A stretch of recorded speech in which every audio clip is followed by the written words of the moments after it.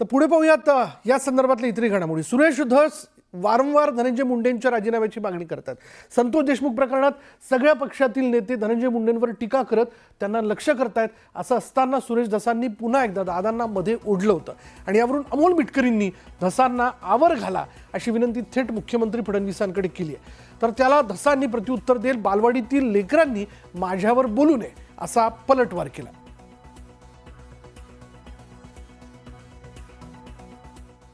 बीडच्या मोर्चानंतर काल जो परभणीमध्ये मोर्चा झाला, त्यांना समोरची जनता पाहून स्वतः त्यांना एकदम मला असं वाटतं त्यांचा कंट्रोल सुटला आणि ज्या पद्धतीने ते अजितदादांवर बोलले, तर आम्ही राष्ट्रवादीचे कार्यकर्ते, राष्ट्रवादीचे प्रवक्ते असो, कार्यकर्ते असो, हे आम्हाला कदापिही सहन होणार नाही।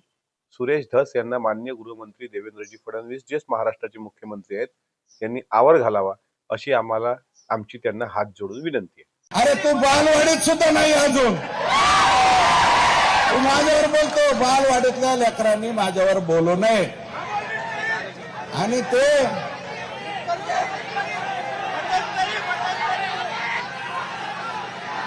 चला जाऊ द्या, बाकीच्यांना मला नो हेअर करायचंय, इतरांना मला नो हेअर करायचं। अरे काय लख लाख तुम्हाला काय बोलायचं ते बोला रे माझ्यावर, मला तुम्हाला उत्तर द्यायचे नाही।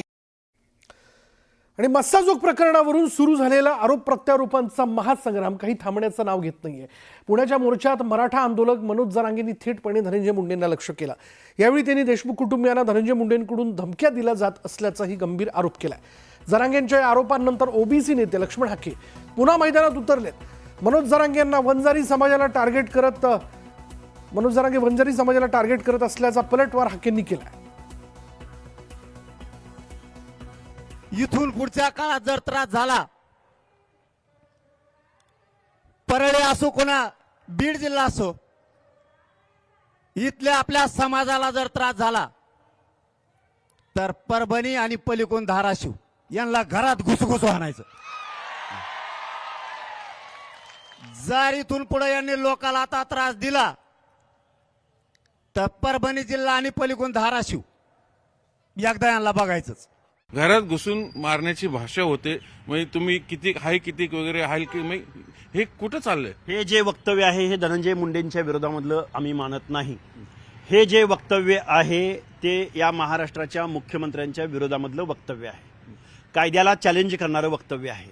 आणि विशेष करून विरोधी नेत्याचं काम माननीय देवेंद्र फडणवीसांनी धस, अभिमन्यू पवार, पुन्हा ते पाटील यांना दिलंय का?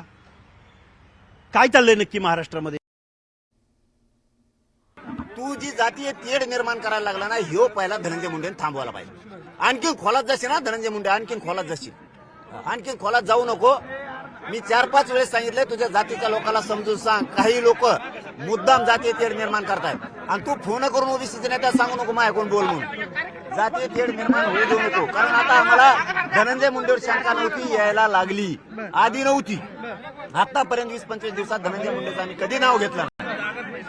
धनंजय देशमुखला धमकी दिल्यापासून आम्ही सुरू केलं। अरे त्यांना न्याय मिळवून द्या बिचाऱ्यांना। तुम्ही राजकारण काय करताय? आणि ते मोर्चे निघतायत, त्या मोर्चामध्ये त्यांची सिंपती, त्यांच्याबद्दलची भावना दिसत नाही। धनंजय मुंडे आणि मग राजकारण, मग आम्ही असं करू, मग आम्ही तसं करू, आम्ही रस्त्यावर उतरू, आम्ही घरात घुसू देणार नाही। मोगलाई लागली का इथं? हे संविधानाचं राज्य आहे, देश आहे, कायद्यावर देश चालतो। कायदा हातात घेणाऱ्याला शिक्षा झालीच पाहिजे, ही व्यवस्था इथली। त्यामुळे असलं चॅलेंज कुणाला देतोय कोण? जरांगे? अरे काय झुंडशाहीच्या जोरावर काही उद्या प्रतिमोर्चे सुद्धा आम्हाला काढावे लागतील। आणि आता वेळ झाली का ब्रेकची? ब्रेक घेऊयात, पहा फक्त न्यूज 18 लोकमत।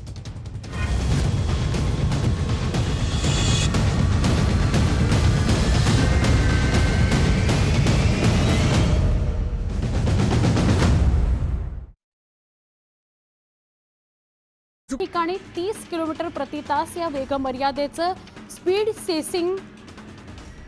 सेन्सिंग डिव्हाइस कार्यान्वित करून गाड्या चालवण्याच्या प्रस्तावाला आरडीएसओनं हिरवा झेंडा दाखवलाय।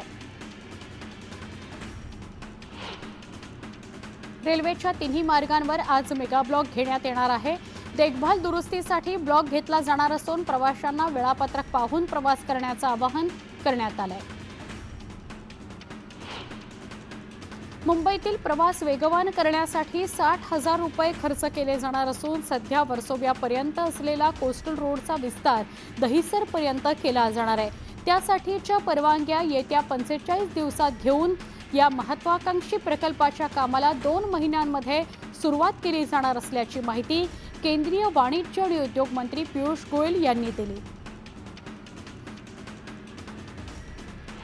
वर्सोवा दहिसर सागरी किनारा प्रकल्पाचं काम 1.5 ते 2 महिन्यांमध्ये सुरू होणार असल्याची माहिती केंद्रीय मंत्री पियुष गोयल यांनी दिली आहे. या मार्गासाठी सागरी किनारा व्यवस्थापन क्षेत्र तसंच केंद्र व राज्य सरकारची परवानगी मिळाल्याची गोयल यांनी माहिती दिली. MMRDA क्षेत्रातील सगळ्या मेट्रोंची कामं पूर्ण होण्याचं वेळापत्रक नव्यानं तयार करा. या कामांना विलंब चालणार नाही. पुढच्या वर्षीपासून दरवर्षी किमान 50 किलोमीटर मेट्रो कार्यान्वित होईल असं नियोजन करा, असे आदेश मुख्यमंत्री देवेंद्र फडणवीस यांनी मुंबई महानगर प्रदेश विकास प्राधिकरणाच्या सह्याद्री अतिथीगृह इथं झालेल्या बैठकीत म्हणजे आढावा बैठकीत तसे आदेश दिलेत. ठाणे भाईंदर दरम्यानच्या अतिवेगवान प्रवासाकरता मुंबई महानगर प्रदेश विकास प्राधिकरणानं 2 महत्वाकांक्षी गायमुख फाउंटन हॉटेल नाका बोगदा आणि फाउंटन हॉटेल नाका भाईंदर उन्नत रस्ता असे प्रकल्प हाती घेतले आहेत. त्यासाठी निविदा प्रसिद्ध करण्यात आल्या आहेत आणि त्याला 5 कंपन्यांनी प्रतिसाद सुद्धा दिला आहे.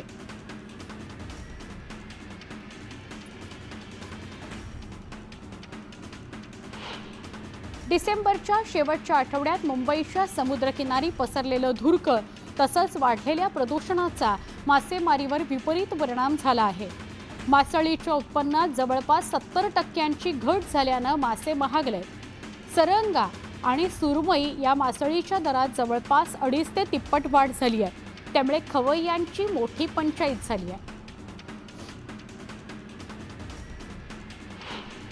म्हाडानं नव्या वर्षात 3 नवे प्रकल्प हाती घेतले आहेत. अभ्युदय नगरचा पुनर्विकास, GTB नगर इथल्या वसाहतींच्या उद्यानातील रहिवाशांचं पुनर्वसन आणि या प्रकल्पांच्या माध्यमातून 35,000ची घरनिर्मिती केली जाणार आहे.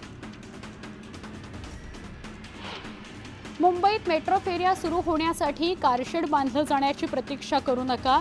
जगात कारशेड नसतानाही मेट्रो धावतायत याची जाणीव करून देत दरवर्षी किमान 50 किलोमीटरचे मेट्रो मार्ग बांधण्याचा उद्दिष्ट ठेवा, असे निर्देश मुख्यमंत्री देवेंद्र फडणवीस यांनी दिले आहेत.